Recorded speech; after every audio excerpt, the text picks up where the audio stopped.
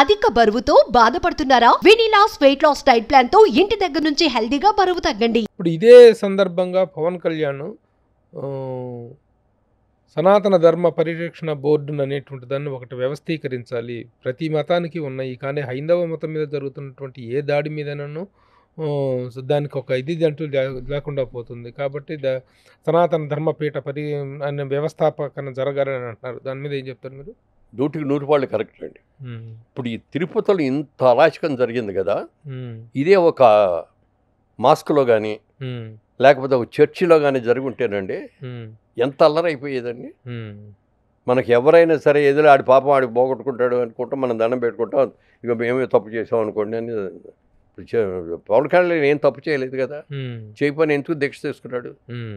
అట్లా మనందరికీ కూడా జనరల్గా హిందువులు సాఫ్ట్ స్పోకెన్ పీపుల్ అండి. అంటే మిగిలిన వాళ్ళు కాదని కాదు నేను చెప్పేది. ఇదే కనుక నిజంగా ఒక చర్చిలోనో మసీదులోనో ఇంకో చోట కనుక జరిగినట్టయితే ఎంత అల్లరయ్యేది, ఎంత గోల అయ్యేది. ఇప్పుడు తిరుపతి దేవస్థానంలో ఈ అన్యమత ప్రచారం ఇతర మతస్థులను అక్కడ డిప్లాయ్ చేయటం కూడా జరిగింది, తీవ్ర స్థాయిలో జరిగింది అక్కడ. దాని మీద కూడా చర్యలు తీసుకునేటువంటి అవకాశం ఉంది, జరిగింది కూడా.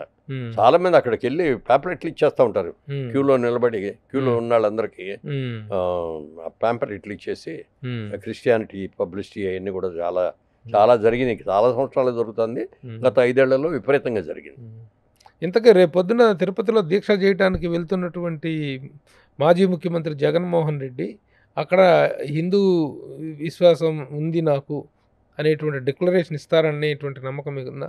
ఇస్తారా, ఇవ్వరా? గతంలో ఎన్నోసార్లు జరిగింది, ఇవ్వకుండా వెళ్ళిపోవటం జరిగింది. అప్పుడు ముఖ్యమంత్రిగా ఉన్నాడు కాబట్టి ఎవరు అడగలేరు, అడిగే దమ్ము లేదు. పైగా ఆయన ఎదురుగుండా నుండి అడగాలంటే భయపడిపోయారు, ఎవరికాళ్ళు భయపడిపోయారు. ఏ రోజున కూడా డిక్లరేషన్ ఫామ్ మీద సంతకం పెట్టివ్వాల. రేపు చూడాలి మరి రేపు ఏం చేస్తారు అనేది. But rule is a rule, ఎవరికైనా అని చెప్పి రూల్ని ఇప్పుడు ఇది చేయాలి తప్ప, rule is rule for all. ఇప్పుడు పవన్ కళ్యాణ్ ఇచ్చినటువంటి స్టేట్మెంట్ ఈ విధంగా చేయటం అనేది అమానుషం, ఇలా చేయటం అనేటువంటి దాన్ని తను వ్యతిరేకించి తన స్టేట్మెంట్ ఇస్తే, ఆల్రెడీ దేశంలో చాలా సమస్యలు ఉన్నాయి, మళ్ళీ ఇంకా రెచ్చగొట్టొద్దు అంటూ ప్రకాష్ రాజ్ అనేటువంటి యాక్టరు తను ఒక కౌంటర్ ఇవ్వటం జరిగింది. దాని మీద మీరేం చెప్తారు? అదే చెప్పా ఇందాక మీకు, తిరుపతి దేవస్థానం దేవాలయం గురించి మాట్లాడతాం తప్ప మిగిలిన కాంట్రవర్సీ, దానికి సంబంధించిన కాంట్రవర్సీ మ్యాటరే కదా ఇది, దానికి రిలేటెడ్ మ్యాటర్ ఇది. ఏమండి, విమర్శించేవాళ్ళు రకరకాలు ఉంటారు మనుషులు, వాళ్ళు తప్పు వాళ్ళే తెలుసుకోవాలి. ఎందుకంటే ఒక భగవంతుడికి సంబంధించింది, ఒక పవిత్రమైన దేవాలయానికి సంబంధించింది, ఇది జరిగింది ఏమిటని మన అందరం ఇంత బాధపడతా అంటే అలాంటి స్టేట్మెంట్లు ఇవ్వటాలు తప్పది.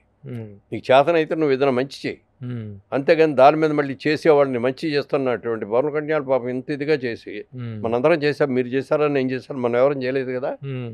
సంప్రోక్షణ చేసినట్టుగానే ప్రాయశ్చిత్త దీక్షను తీసుకొని ఎవరు వెళ్ళాం, మనం వెళ్ళామా? అతను ఇంత బాగా ఇంత పవిత్రంగా ఇంత మర్యాదగా చేస్తుంటే అతను కామెంట్ చేయటం అనేది కరెక్ట్ కాదు. చేతనైతే మీరు కూడా చేయండి, అంతేగాని